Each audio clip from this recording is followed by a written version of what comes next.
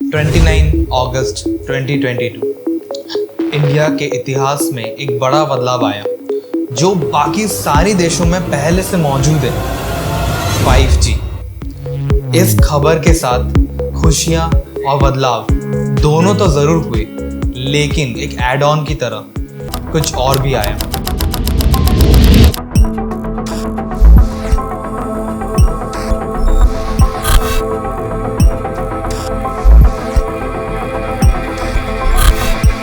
जियो ने 24.7 gigahertz spectrum को 88,078 crore rupees में खरीद लिया है। इसी के साथ जियो हाईएस्ट बिडर बन के आता है पूरे देश भर में, और अभी उसके पास 5G के हाईएस्ट स्पेक्ट्रम भी मौजूद है। ये सब तो ठीक है, लेकिन ये सब जियो ने खरीदा किससे? इंडिया के अंदर wired phones, mobile devices, satellite radios, fibre connections और ऐसे कई सारी चीजें मैनेज की जाती है डिपार्टमेंट ऑफ टेलीकम्युनिकेशंस के द्वारा। जियो के पास 3 एडवांटेजेस है। पहला, स्टैंड अलोन 5G। इसका मतलब यह है कि जियो एक स्केलेटल स्ट्रक्चर बनाएगा और उस स्केलेटल स्ट्रक्चर की मदद से ज्यादा से ज्यादा एरिया भी कवर अप कर पाएगा, जिसकी वजह से वो ज्यादा से ज्यादा लोगों तक भी पहुंच पाएगा। दूसरा, जियो के पास सबसे ज्यादा और सबसे अच्छे स्पेक्ट्रम्स अवेलेबल हैं। तीसरा, करियर एग्रीगेशन।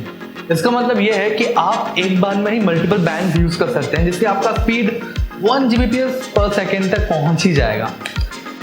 सिंपल वे में हम समझाएं तो मान लो आपका स्मार्टफोन एक वेसल है, नेटवर्क टावर्स है वाटर टैंक, और दोनों को कनेक्ट करने के लिए जो फ्रीक्वेंसी बैंड और स्पेक्ट्रम यूज होता है वो पाइप्स है। हमने साइंस या यूं कहें फिजिक्स में पढ़ा है कि the more the frequency less the wavelength और वाइस वर्सा। तो इस प्रिंसिपल को ध्यान में रखते हुए इंडिया के 5G स्पेक्ट्रम को सबसे लोएस्ट स्पेक्ट्रम या कहें 700 मेगाहर्ट्ज एंड हाईएस्ट स्पेक्ट्रम जो है 26 किलोहर्ट्ज या कहें 26,000 मेगाहर्ट्ज, बीच में और भी बहुत सारे फ्रीक्वेंसीज भी आते हैं। सो 700 मेगाहर्ट्ज का एरिया ऑफ कवरेज या लेंथ ऑफ द पाइप बहुत ज़्यादा है बाकी सबसे। तो ये स्मार्टफोन या वेसल तक तो इजीली पहुंच जाएगा, लेकिन पहुंच तो जाएगा पर उसकी स्पीड बहुत ज़्यादा कम होगी बाकी सबसे। तो इसलिए 26 किलोहर्ट्ज जो सबसे तेज़ है वो वाला टैंक का पाइप का वेसल तक पहुंच तक नहीं पाएगा। तो ये थोड़ी ना है कि सारे टैंक्स डायरेक्टली कनेक्टेड होंगे वेसल को। तो यहाँ क्या करेंगे कि सारे पाइप्स एक दूसरे से जोड़ दिए जाएंगे, एक सिंगल पाइपलाइन बनाई जाएगी वेसल तक। अभी कवरेज एरिया भी मिल गया और हमें स्पीड भी मिल गई। इसको कहते हैं करियर एग्रीगेशन। अब सवाल ये आता है कि क्या हमें नया जियो सिम खरीदना पड़ सकता है या नहीं। जियो की तरफ से तो कोई भी तरह का ऑफिशियल अनाउंसमेंट नहीं आया है, लेकिन एक्सपर्ट्स की माने तो शायद हमें नया जियो सिम खरीदना पड़े।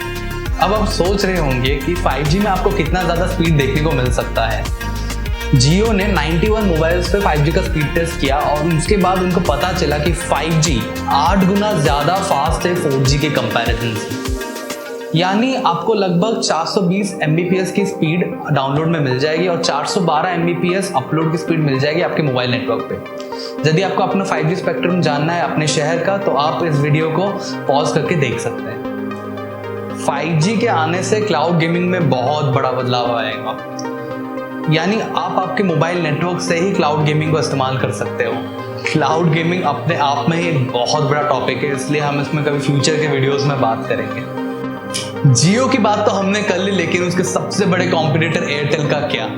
एयरटेल ने 43,084 करोड़ रुपीस वर्थ इन्वेस्ट किए 19.8 गीगाहर्ट्ज के स्पेक्ट्रम के लिए, जो जियो के बाद सेकंड नंबर पर आता है। Airtel non stand 5G network पर काम कर रहा है, यानी कि वो कोई भी नया इंफ्रास्ट्रक्चर डेवलप नहीं करेगा, वो एग्जिस्टिंग 4G इंफ्रास्ट्रक्चर पे ही कुछ सॉफ्टवेयर में बदलाव करके 5G नेटवर्क प्रोवाइड करेगा। बाकी सारे ऑपरेशंस पूरी दुनिया में NSA मॉडल पे काम कर रही हैं, क्योंकि ये फास्टर टू डिप्लॉय है और इसका ऑपरेशन कॉस्ट भी कम है। लेकिन एयरटेल DSS यानी डायनामिक स्पेक्ट्रम शेयरिंग मॉडल पे ही काम कर रहा है और इसी मॉडल को यूज करके वो 5G नेटवर्क प्रोवाइड करेगा। एयरटेल ने बहुत सारे 5G ट्रायल्स किए हैं, जिसके बाद उसको पता चला है कि उसकी डाउनलोड स्पीड 340 Mbps रहने वाली है और अपलोड स्पीड 67 Mbps रहने वाली है। लेकिन एयरटेल के अनुसार उसके हायर फ्रीक्वेंसी बैंड और स्टैंड अलोन आर्किटेक्चर को यूज करके वो अपना डाउनलोड स्पीड 1 Gbps तक ले आएगा।